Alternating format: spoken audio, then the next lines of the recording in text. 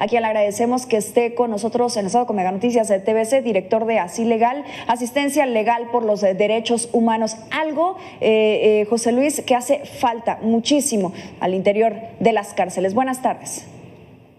Hola, ¿qué tal? Muy buenas tardes, Mixi. Sí, efectivamente, el tema de las condiciones de los sistemas penitenciarios en México es una de las graves problemáticas que ha enfrentado nuestro sistema penitenciario desde antes que llegara la pandemia a nuestro país. Así es que el vigilar por las condiciones de internamiento, que existan médicos dentro de los centros penitenciarios y las condiciones y el respeto a los derechos humanos debería de ser o debe de ser una realidad ya en nuestro sistema penitenciario. Sí. José Luis, déjame preguntarte esto que estábamos haciendo referencia, este panorama que nos mostraba Héctor Gil desde Sinaloa sobre las cárceles en esta entidad, que me imagino alcanzaste a escuchar y seguramente no solamente Sinaloa presenta este tipo de rezagos, sino también otras entidades. Pero si así estábamos antes de esta administración, ahora con estas aplicaciones de austeridad, ¿qué tanto, digámoslo así, se ve vulnerado también los derechos de estas personas al interior de las cárceles?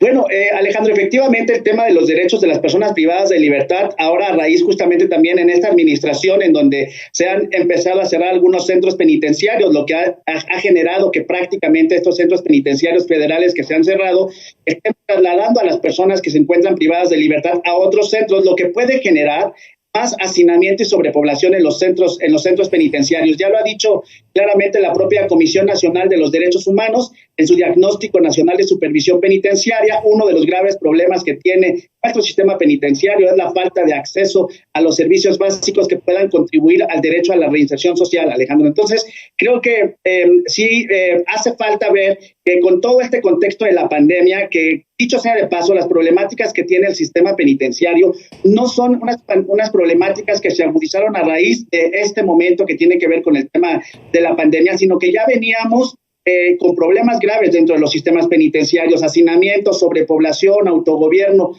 Cuando empezó la pandemia nos dimos cuenta que había centros penitenciarios, como por ejemplo en el Estado de México, en donde había todo un tema de hacinamiento de hasta el 400% o sobrepoblación de hasta el 400% de la población en su máxima capacidad, los centros penitenciarios. Hay otras entidades que lamentablemente ni siquiera cuentan con los servicios mínimos o básicos para poder atender a la población que se encuentra privada de libertad.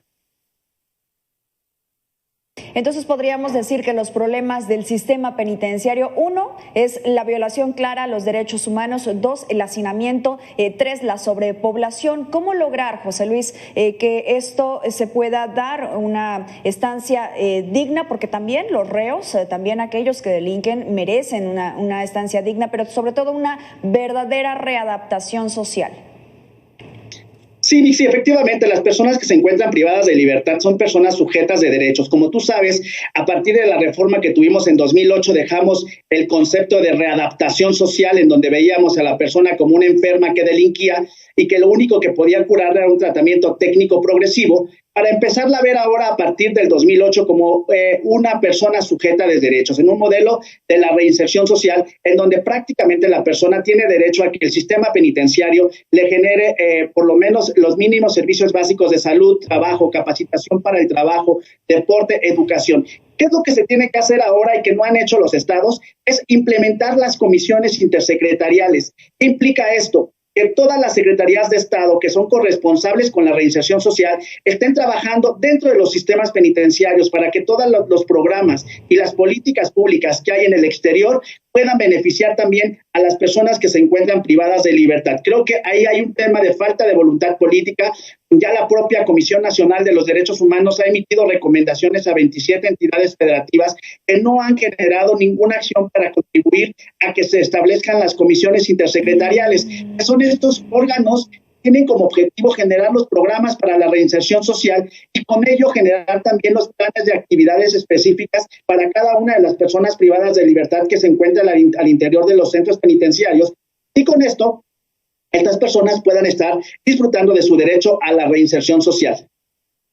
José Luis, ¿qué tan atrasado está México en este tema de la reinserción social que apuntaba Mitzi respecto a otros países y qué modelo, digámoslo así, podría funcionar quizá en México? Mira, yo creo que el modelo que fue proyectado para el Estado mexicano, que tiene que ver con este modelo de la reinserción social, es un buen es una muy buena iniciativa. Lo que hace falta es recordar que cuando dejamos atrás el modelo de la readaptación social, lo que se estaba diciendo era arrebatarle al Ejecutivo la posibilidad de administrar los centros penitenciarios para que pasara contra todo un esquema de corresponsabilidad en donde la sociedad civil, la academia, las secretarías de Estado pudieran ser responsables para con los programas al interior de los centros penitenciarios. En realidad, México tiene un buen esquema del sistema penitenciario. El gran problema es que no se ha acabado de aterrizar. Como te decía, es una reforma que no se le ha dado mucha importancia, no es un tema novedoso, es un tema que surge desde 2008, cuando cambiamos de un sistema inquisitivo mixto a un acusatorio adversarial. También hubo otro cambio importantísimo, y ese cambio fue al sistema penitenciario. Se dejó, como decías hace un momento, el modelo de la readaptación social para entrar a un modelo de la reinserción social que presupone no solo el cambio de palabras, sino es un cambio de paradigma y de cómo ver y de cómo trabajar con las personas que se encuentran privadas de libertad. Hemos identificado o analizado otros modelos penitenciarios en donde prácticamente siguen en América Latina en modelos de la readaptación social. En Brasil todavía siguen con estos modelos. Sin embargo, México, a pesar de que ha transitado a este modelo de la reinserción social, la política y la práctica dentro del sistema penitenciario es una política y una práctica de la readaptación social. Es decir, siguen viendo a las personas como enfermas que delinquen, les siguen aplicando test de personalidad para identificar su grado de peligrosidad y no están identificando las áreas de oportunidad que cada una de las personas privadas de libertad tiene en términos de capacitación para el trabajo, educación, salud, deporte, etcétera. Elementos importantes que contribuirían, por supuesto, a que estas personas puedan estar logrando la reinserción social de una manera adecuada. Así es, lo hemos platicado en otras ocasiones, personas que pudieran haber cometido quizá un delito menor o que no fueron defendidas de manera adecuada y que pudieran llegar incluso a ser inocentes, termina siendo esta una universidad del crimen. José Luis, ¿cómo dimensionar como ciudadanos la vulneración en los derechos humanos, sobre todo en el caso de las mujeres? Hemos sabido de situaciones que al interior de estas cárceles han sido abusadas sexualmente, abusadas físicamente y que esto, si afuera hay impunidad, al interior es todavía peor. Claro, Mixi, fíjate que efectivamente tocas un tema de los más importantes y creo que hay que identificar que el sistema penitenciario tiene una gran variedad de población al interior de los centros, de estos centros, valga la redundancia. Las mujeres son prácticamente el 5% de la población penitenciaria. México tiene alrededor de 200,000 personas privadas de libertad, de las cuales 10,200 más o menos son mujeres, muchas de ellas madres con hijos. Hay alrededor de 450 niños viviendo con sus madres. Efectivamente, el tema de los derechos de las mujeres ha sido uno de los temas más relegados. En México, lamentablemente, no tenemos centros penitenciarios femeniles, son muy pocos. La gran mayoría de las mujeres viven en centros penitenciarios mixtos, lo que implica prácticamente que todas las condiciones están hechas por hombres y para hombres. Las actividades, el servicio médico, todas las acciones están encaminadas a beneficiar más a la población varonil que a la población femenil. En realidad, insisto, hay muy pocos centros penitenciarios, poquitos más de 10, en donde son específicamente para mujeres y en donde las condiciones de vida que ellas tienen dentro prácticamente están acorde al tema del género. Pero no hay que perder de vista una cosa, y como lo habíamos platicado ya en otros momentos, el tema de las mujeres es un tema que hay que poner muchísima atención porque el derecho a la reinserción social tiene un elemento fundamental que tiene que ver con el contacto con el mundo exterior. Cuando una mujer está privada de libertad, lamentablemente pierde con todos sus lazos, todas sus redes de apoyo y tampoco las visitan. Así es que en muchas ocasiones el generar traslados masivos de estas hacia otras entidades federativas contribuye a que ellas sean más víctimas del uso y abuso de la prisión preventiva, otra de las problemáticas que aqueja específicamente a las mujeres. También, por supuesto, habrá que entender otros dos grupos fundamentales dentro del sistema penitenciario que se ven sumamente afectados, como por ejemplo las personas pertenecientes a pueblos y comunidades indígenas, de las cuales en México hay alrededor de 8,000 personas privadas de libertad que pertenecen a un pueblo o una comunidad indígena y que también se encuentran en situaciones a veces de abandono y vulnerabilidad específicamente en sus procesos. Y la otra población que tiene que ver con la población LGBTTI, ¿no? Una población que lamentablemente está invisibilizada dentro de los centros penitenciarios. Encontramos a muchas mujeres trans al interior de los centros penitenciarios varoniles y no son reconocidas su identidad o su expresión de género, lo que también muchas de las ocasiones las pone en una condición de vulnerabilidad al interior de los propios centros penitenciarios. José Luis, ahorita que haces estos señalamientos, me parece que es fundamental que nos muestres el panorama de qué tan capacitados están los custodios, los directores de estos centros penales, qué tanto se invierte en México en capacitar a la gente con perspectiva de género y atender también estos grupos vulnerables.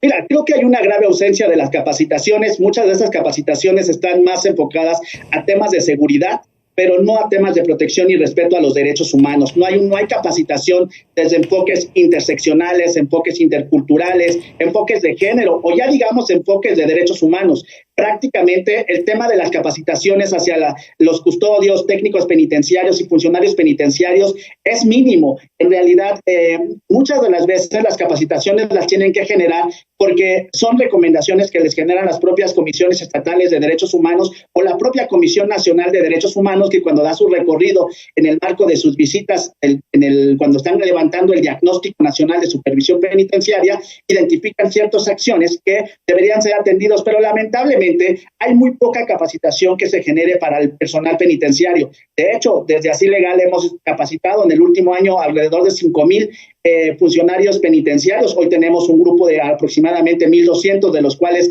el 60% son personal penitenciario, y donde desde Así Legal intentamos darle elementos teóricos, prácticos y metodológicos que puedan impactar desde enfoques diferenciados al interior de los centros penitenciarios. Pero lo más importante creo que es que se empiece a capacitar al personal penitenciario en lo que implica el modelo de la reinserción social y trabajar mucho para dejar atrás ese modelo de la readaptación social que, insisto, no solo es un cambio de paradigma, sino es un sinfín de acciones que se deben de generar para poder acceder realmente a este nuevo concepto de la reinserción social, en donde es importante que se identifique que el tema de la salud, el trabajo, la capacitación para el mismo, la educación y el deporte son los ejes rectores de este sistema que tiene que ver con la reinserción social, y que el contacto con el mundo exterior es una parte fundamental que se debe de alentar, especialmente con las personas en más situación de vulnerabilidad, como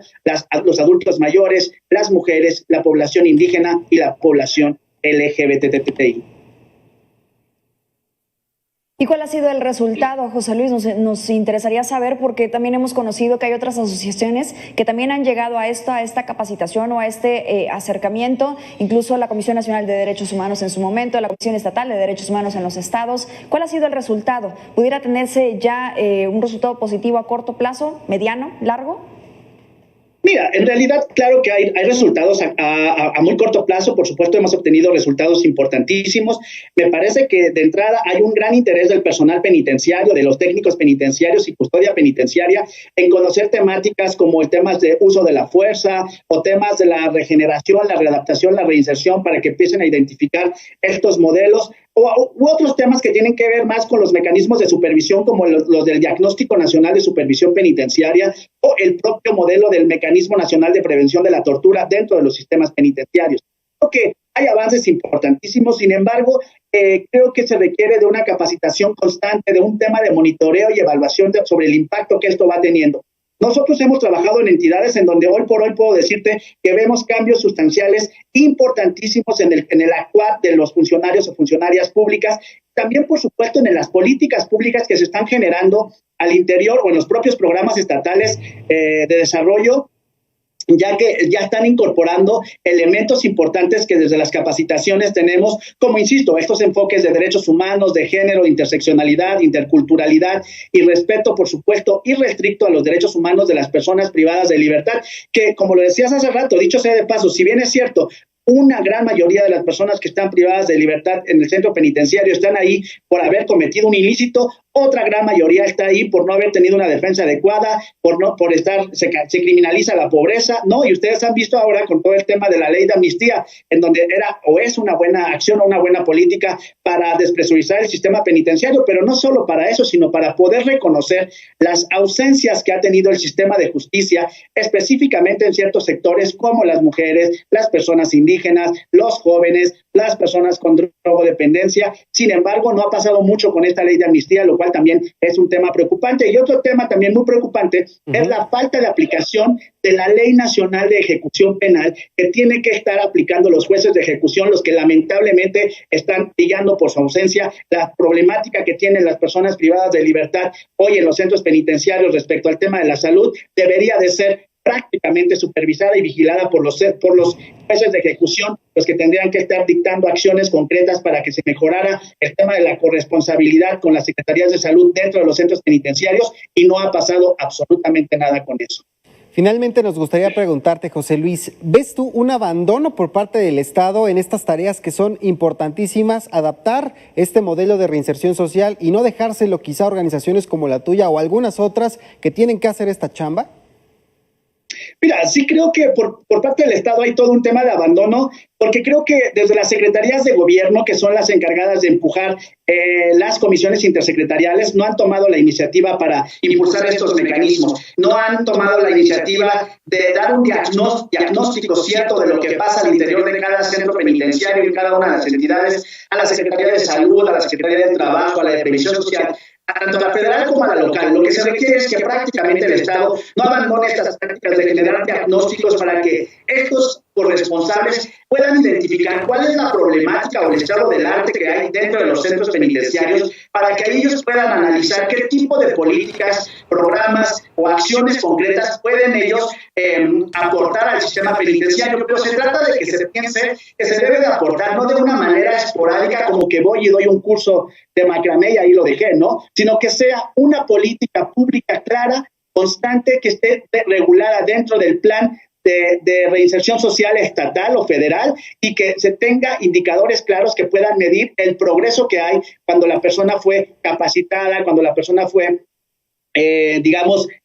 inscrita en los servicios educativos, atendida en los servicios médicos, etcétera, que haya todo un tema de acompañamiento, y que además se echen a andar, por supuesto, las secretarías o las direcciones de los servicios postpenitenciarios. ¿Qué implica esto? Que le tienen que dar seguimiento a las personas privadas de libertad cuando ya salen de los centros penitenciarios. Estas personas, no solo basta que el sistema penitenciario dentro de él le dé todas las actividades de capacitación, de salud, de trabajo, sino cómo después de que salen puede los servicios postpenitenciarios darle continuidad, y no solo entrarle con temas de asistencialismo en donde ya sale la persona, le doy una cobija y que se vaya a su casa y una despensa y punto. Creo que no es más allá de un tema de asistencialismo, sino cómo le das seguimiento a lo que iniciaste al interior de los centros penitenciarios del marco de los ejes de la reinserción social. Así es, que puedan salir motivados con la sociedad y no indignados, molestos, odiando a la sociedad y también a las autoridades. José Luis Gutiérrez, siempre es un placer escucharte en estas reflexiones. Creo que se ha hecho mucho, pero todavía falta mucho por hacerse. Te agradecemos estos minutos con nosotros aquí en Mega Noticias TVC. Gracias, Mixi. Hasta pronto, Alejandro. Que estén bien. Vamos a hacer una pausa rápida. Regresamos en minutos porque hay repunte de casos en